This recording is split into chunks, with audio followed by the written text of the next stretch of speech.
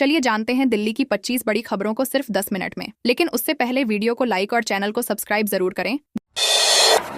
दिल्ली के सदर बाजार में पानी की सप्लाई ठप। दिल्ली के सदर बाजार में 1.5 महीने से पानी की सप्लाई ठप होने से व्यापारी, स्थानीय लोग और श्रमिक परेशान हैं। पानी की कमी से कारोबार ठप पड़ने लगा है और लोग पीने व सफाई के लिए पानी खरीदने को मजबूर हैं। कई इलाकों में शौचालयों की हालत दयनीय है। व्यापारियों ने जल बोर्ड और प्रशासन को चेतावनी दी है कि अगर जल्द जल आपूर्ति बहाल नहीं हुई तो वे सड़कों पर उतरकर विरोध प्रदर्शन करेंगे।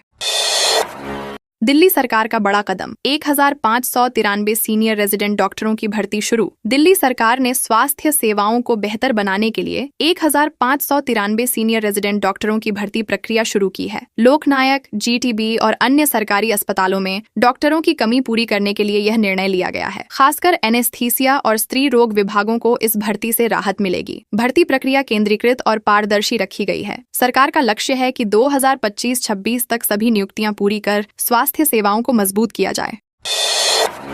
लापरवाह अफसरों को दिल्ली सरकार की सख्त चेतावनी। दिल्ली सरकार ने जांच और अदालत से जुड़े मामलों में लापरवाही दिखाने वाले अफसरों को सख्त चेतावनी दी है। रोहिणी हाउसिंग और बारापुला कॉरिडोर जैसे मामलों में रिपोर्ट में देरी पर सरकार ने नाराजगी जताई। अधिकारियों से कहा गया है कि भविष्य में किसी भी तरह की लापरवाही बर्दाश्त नहीं होगी। फाइलें समय पर विधि विभाग को भेजनी होंगी, वरना जिम्मेदारी तय कर सख्त कार्रवाई की जाएगी। सरकार का रुख अब जवाबदेही तय करने पर केंद्रित है।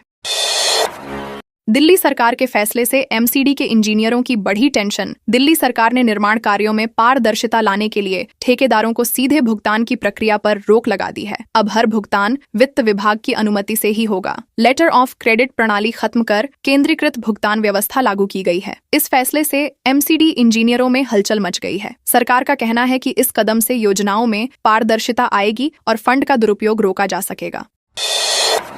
5 सालों में दूसरा सबसे खराब रहा अक्टूबर। दिल्ली में इस साल का अक्टूबर महीना पिछले 5 वर्षों में दूसरा सबसे प्रदूषित महीना रहा। केंद्रीय प्रदूषण नियंत्रण बोर्ड की रिपोर्ट के अनुसार औसत एयर क्वालिटी इंडेक्स 224 दर्ज हुआ। हवा की रफ्तार धीमी और नमी अधिक रहने से प्रदूषण स्तर बढ़ा। विशेषज्ञों का कहना है कि भले ही बारिश सामान्य से अधिक हुई, लेकिन वायु प्रवाह कमजोर रहने से प्रदूषक कण फंसे रहे। आने वाले दिनों में स्थिति और बिगड़ सकती है अगर ठंड बढ़ी।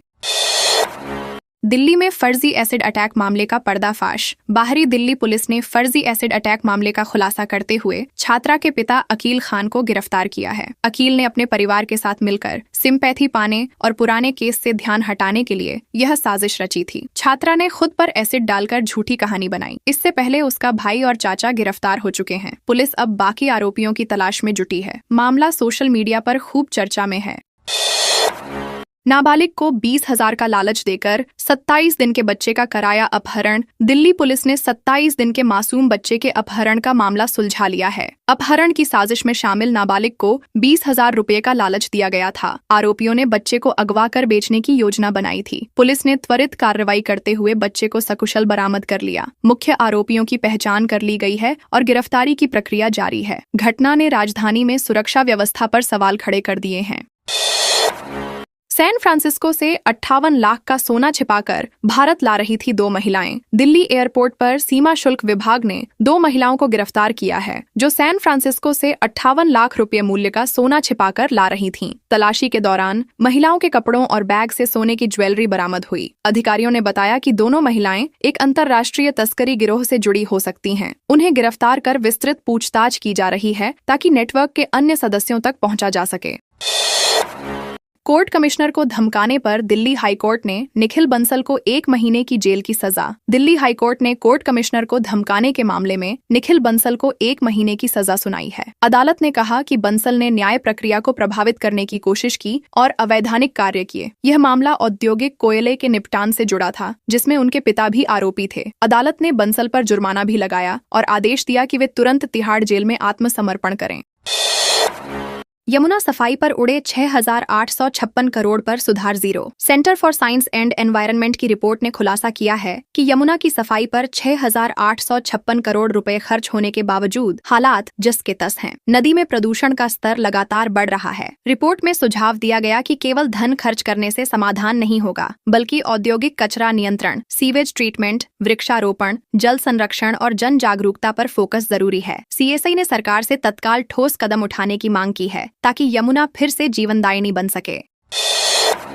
दिल्ली 2030 तक सार्वजनिक परिवहन का 80% हिस्सा बनाएगी इलेक्ट्रिक। दिल्ली सरकार ने 2030 तक राजधानी के सार्वजनिक परिवहन का 80% हिस्सा इलेक्ट्रिक बनाने का लक्ष्य तय किया है। परिवहन मंत्री रविंद्र इंद्राज ने बताया कि इलेक्ट्रिक बसों, टैक्सियों और ऑटो को बढ़ावा देने के लिए सरकार बड़े पैमाने पर चार्जिंग स्टेशन बना रही है और सब्सिडी भी दे रही है। इस पहल से पेट्रोल डीजल वाहनों पर निर्भरता घटेगी और प्रदूषण में कमी आएगी। सरकार का उद्देश्य है कि दिल्ली देश की सबसे हरित राजधानी बने।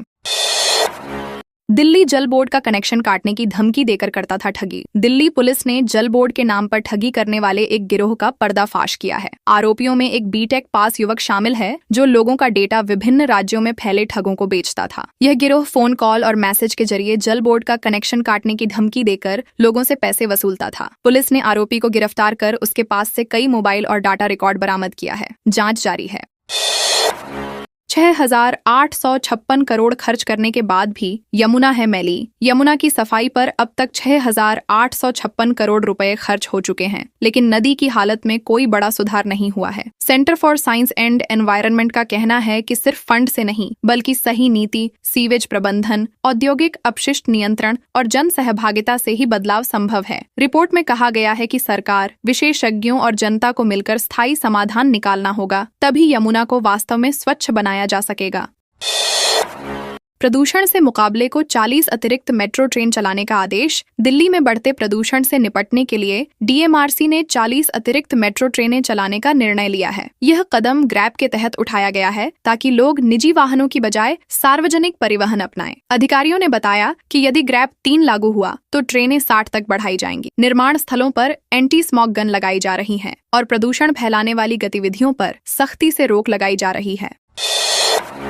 पर्सनल लोन धोखाधड़ी मामले में मास्टरमाइंड समेत 5 गिरफ्तार। दिल्ली पुलिस की साइबर टीम ने पर्सनल लोन धोखाधड़ी के बड़े नेटवर्क का पर्दाफाश करते हुए मास्टरमाइंड समेत 5 आरोपियों को गिरफ्तार किया है। यह गिरोह लोगों को आकर्षक ब्याज दरों पर लोन का झांसा देकर ऑनलाइन ठगी करता था। पुलिस ने उनके पास से कई मोबाइल, लैपटॉप और बैंक दस्तावेज जब्त किए हैं। जाँच में सामने आया कि यह गैंग देश भर में सैकड़ों लोगों को ठग चुका है। आगे की पूछताछ जारी है।